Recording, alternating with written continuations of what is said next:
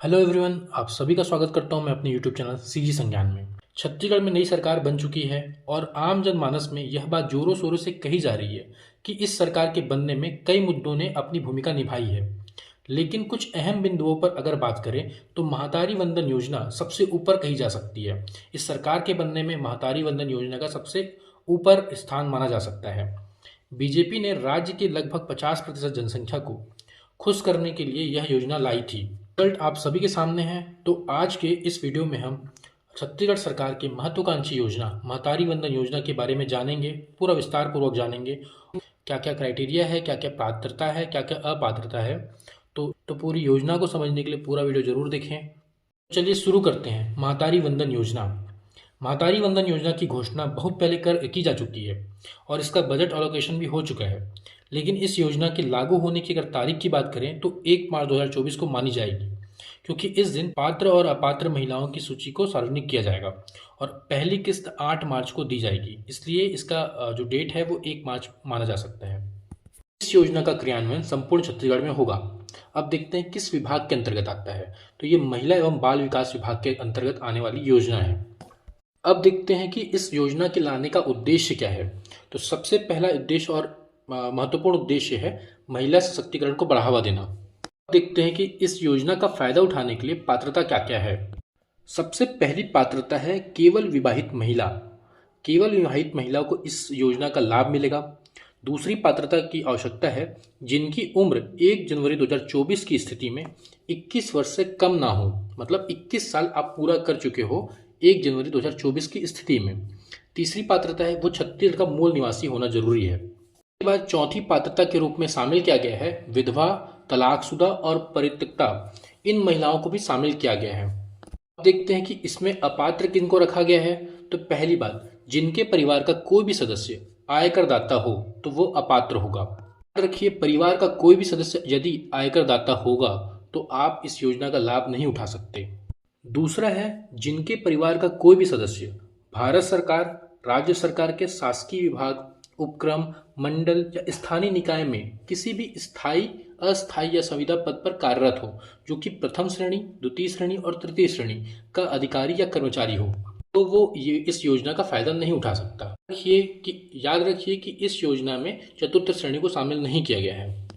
तीसरी अपात्रता है जिनके परिवार का कोई भी सदस्य वर्तमान या फिर इससे पहले भूतपूर्व सांसद हो या फिर विधायक हो, वो भी अपात्र होंगे। चौथा है जिनके परिवार का कोई भी सदस्य भारत सरकार अथवा राज्य सरकार के बोर्ड, निगम, मंडल के वर्तमान एवं पूर्व अध्यक्ष या उपाध्यक्ष रह चुके हैं, उनको भी अपात्र घोषित किया गया है। हम देखते हैं कि इस योजना का लाभ क्या होगा। सबसे पहला, पात्र महिला को 1,000 रुपये प्रति माह का भुगतान उसके डायरेक्ट बैंक अकाउंट में भेजा जाएगा, डायरेक्ट बेनिफिट ट्रांसफर के माध्यम से। दूसरी चीज है सामाजिक सहायता कार्यक्रम या फिर विभिन्न पेंशन योजनाओं का अगर आप पेंशन प्राप्त कर रहे हैं तो ऐसी महिलाओं को जो 1,000 रुपये से कम का पेंशन प्राप्त कर रही है उनको शेष अंतर की जो राशि है उनका भुगतान किया जाएगा। मतलब जिस भी महिलाओं को पेंशन मिल रहा है वो 1,000 से कम है, जैसे कि 400, 500, वो दोनों के अंतर की राशि को इस योजना में उनको फायदा मिलेगा। अब देखते हैं कि आवेदन कैसे करें।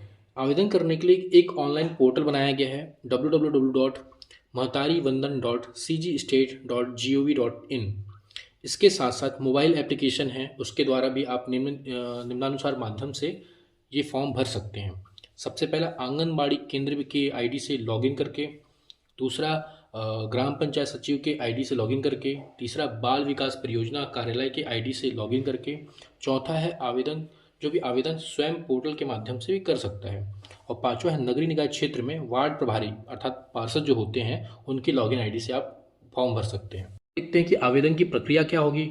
जो आवेदन की प्रक्रिया है पूरी तरह से निःशुल्क होगी।